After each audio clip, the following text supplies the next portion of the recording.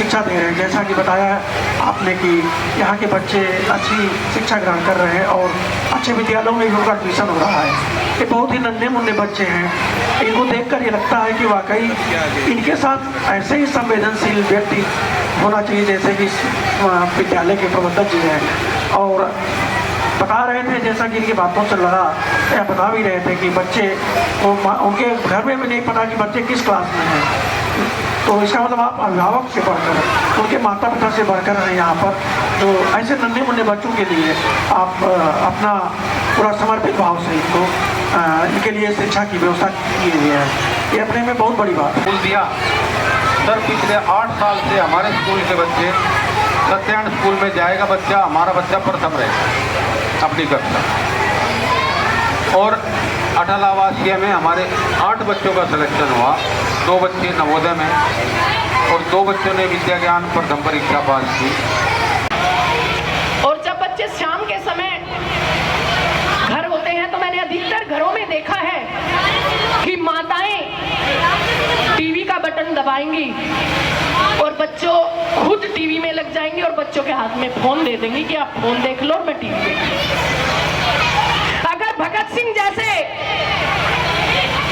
राजगुरु जैसे और देश के ऐसे वीर सपूतों जिन्हें आज दीवार पर फोटो देखकर भी हम याद करते हैं कि अगर मेरी कोख से बच्चा पैदा हो तो भगत सिंह जैसा पैदा हो और राजगुरु जैसा पैदा हो।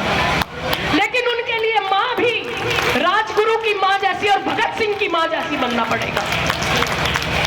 अगर माएँ टीवी देखेंगी तो राजगुरु और भगत सिंह जैसे बच्चे पैदा नहीं कर पाओगे।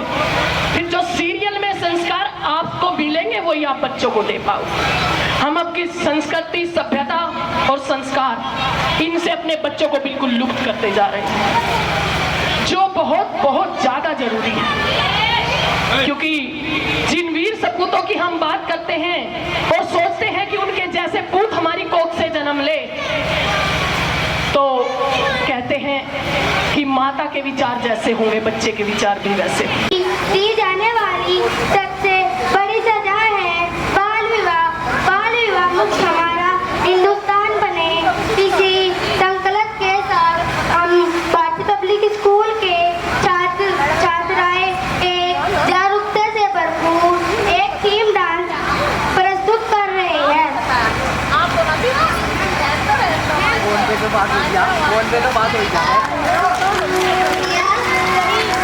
ऐसे भू लटका कहना बैठ, लड़के वाले आते हो। माँ, कम से कम तू तो मुझे समझ, मैं सिर्फ 12 बरस की हूँ। मुझे बिठारे बाबा इसी उम्र में लाए थे। माँ, वो वक्त कुछ और था, ये वक्त कुछ और है माँ। पर अभी मैं जो पढ़ना चाहती हूँ, कुछ बनना चाहती हूँ, उसका क्या करेगी इतना पढ़ लिख के? पानी और रसोई का गणित सीखते हैं, यही काफी है। वो नशा करता है, दारू पीता है, मैं उसके साथ नहीं रह सकती माँ।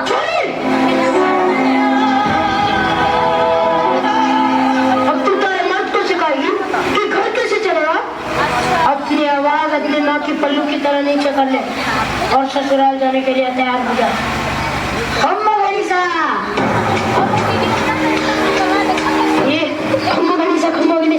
राम राम, अरे पधारो पधारो। राम सिंह, सारे रस्ते पूरी हो चुकी है, हम गुड़िया को लेने आए हैं। मैं नहीं जाना चाहती, नहीं जाना चाहती मैं। राम सिंह, तारी बेटी क्या कह रही है? अब चिंता न कीजिए, नादन बेटी नादन, अभी आपके साथ विदा।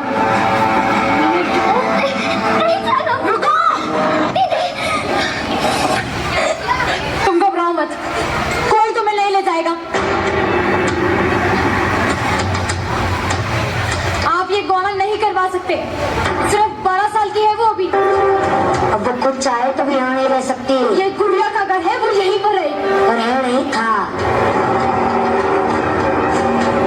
अब वो उसके पति के घर रहेगी। पति के घर? अजीब है ना, शादी होते ही एक लड़की अपने घर से पराई हो जाती है और जिस घर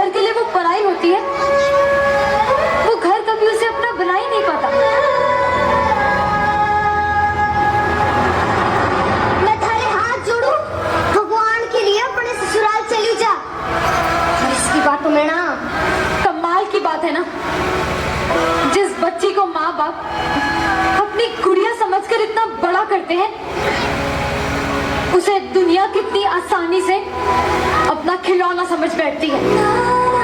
देखो, आप हमारे परिवार के मसले में दखल दे रही हो। क्या गलत कह रही हूँ मैं? गुड़िया पढ़ना चाहती है, कुछ बनना चाहती है।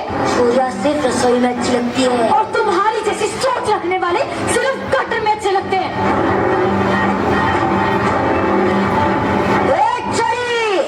चाहे किताबें पढ़ के हमें कानून ना सिखा। ये नहीं कोर्ट के ऑर्डर्स।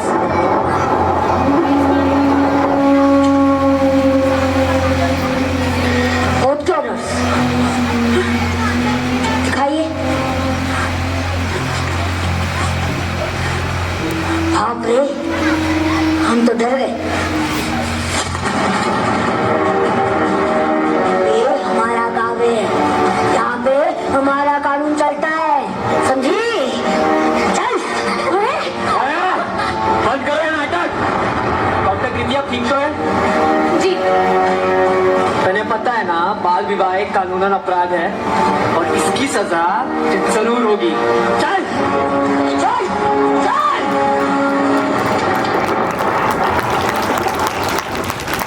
मैंने तुम्हें कहा था ना, तुम्हें कुछ नहीं होगा।